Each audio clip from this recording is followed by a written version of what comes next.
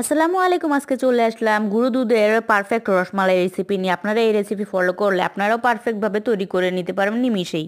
এর জন্য আমি প্রথমে 1 কাপ গুঁড়ো দুধ, হাফ চামচ বেকিং পাউডার এবং 1 চামচ ঘি দিয়ে এটাকে ভালো করে মিশিয়ে একটা ডিম আগে থেকে ফেটিয়ে নেবেন। তারপর অল্প অল্প করে দিয়ে একটা আঠালো একটা মিক্সচার তৈরি করে নেবেন। 4 মিনিট ঢাকা দিয়ে এটা একটু শক্ত হয়ে আসবে। তারপর হাতে ঘি মাখিয়ে আপনাদের পছন্দ মতো শেপ দিয়ে দিবেন। আমি এবার গোল শেপ দিয়েছি, একটু বড় বড় করে নিয়েছি। এখন হাফ কেজির একটু বেশি লিকুইড দুধ নিয়ে একটা এলাচ দিয়ে দিব এবং পরিমাণ মতন চিনি দিয়ে দিব এবং দুধটা বলক আসলেই আমি মিষ্টিগুলো দিয়ে দিব।